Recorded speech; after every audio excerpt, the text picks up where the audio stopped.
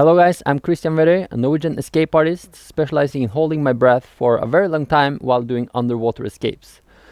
I'm also a free diver and used to be a commercial diver. So I've been asked to elaborate on my morning routines and how I'm able to train myself to hold my breath for, my record is 9 minutes and about 45 seconds. And in general, I usually don't do any, specific things in the morning. I just wake up, I go to the bathroom, so I don't have to think about that. Then I go back to the bed, lay down on the bed, check a couple of messages on the phone or emails. Then after about 10 minutes, I just start breathing, doing my breathing routines, either O2 table training or a CO2 table training. I do that every other day if I do a CO2 table training, and if I do O2 table trainings, I do that every day. So I do CO2 table trainings for 2 weeks, and then I switch to O2 table trainings. And when I'm done there, I just start over with CO2 table trainings. I used to do some stretching and different kind of lung exercises and stuff. I'll get into that. But personally, the past years, I haven't been doing that. I've just been, since March, it's now August, I've not been training at all. Just one training once in a while. Because of Corona, I just took a break and didn't do anything. So now my breath hold dropped down to, I think, about 5.5, 6 minutes. But I'm going to start training again this week, and then it very fast will be back up to around 7 minutes, I think. And then from there, it will take a bit more time to get to 9 again. So most of my trainings are dry trainings, like this. I just lay on my back, I relax, and I breathe for 2 minutes, like this.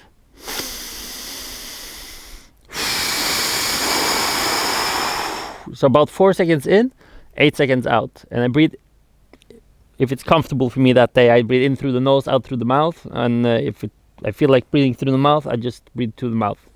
I don't really put much into that. But when I breathe out, I don't just let the air out like this.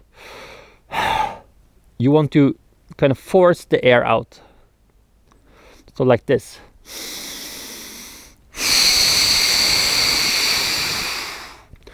So I leave very little space in my mouth for the air to get out, and I try to push the air out. There's different ways of doing this. This is just the way I prefer.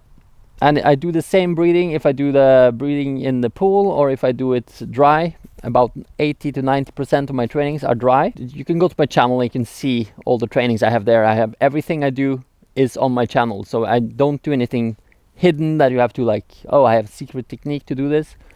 Everything I do to train myself to 9 minutes is on my channel. So one of the exercises I used to do was lung stretching. I do it sometimes now as well, but not often. Don't put any attention to it. So I do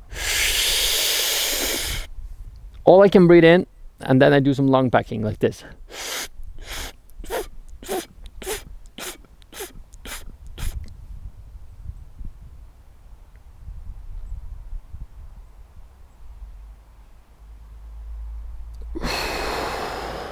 And then you just hold for a while with full lungs.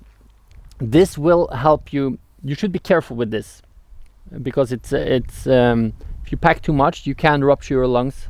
So if you want to start doing this, just do like 1 or 2 and see a doctor first. See that there's nothing wrong with your lungs.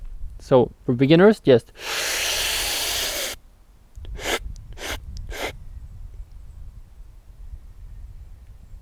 and just relax. What you will notice if you're not used to holding your breath is that when you have full lungs, it's a bit difficult to hold your breath. It kind of feels like the air wants to come out. That's a muscle you can train. In the beginning, it was the same for me. Just now I can pack a lot and just hold it down without no problem because I'm used to it. But in the beginning, for the first month or so, it's gonna feel uncomfortable to have very full lungs and hold your breath. So I do lung packing, and then after doing lung packing for about 2 minutes or so, with just holding a lot of air in the lungs, you can do some light stretching. So you do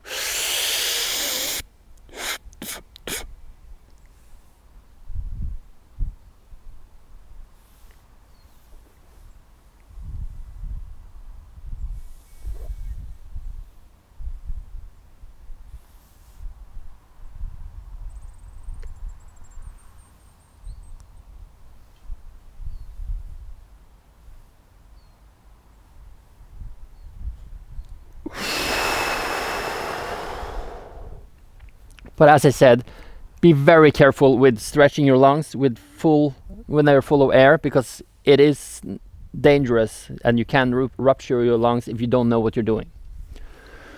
Then I also do stomach vacuum. Then you have to do the opposite. You empty the lungs and then you suck your stomach in and want it to, like, towards your spine.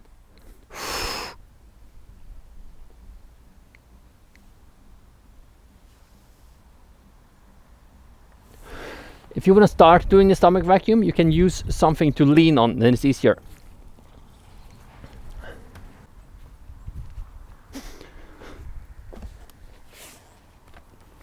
So for the stomach vacuum, you just do like this. You push your hands here, you breathe out all the air. See if I can do it like this. And then you suck in while you push down a little bit, then it's easier.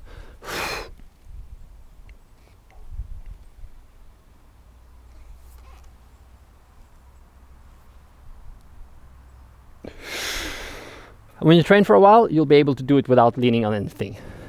What you can also do is you can try to make your muscles, like, I don't know what it's called, but it looks like this.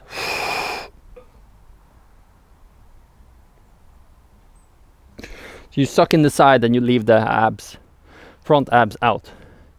And you can play around with that. It helps you get like flexibility, and it's helpful for training and having less pain when you get the contractions. So I don't do it. I should maybe do more of this, but I'm a bit lazy in the morning, and when I'm waking up, I just do my breathing, and that got me to 9:45, so I don't see a need to do anything more, and maybe a bit lung stretching to have less pain from the contractions. So that's it. That's my whole morning routine.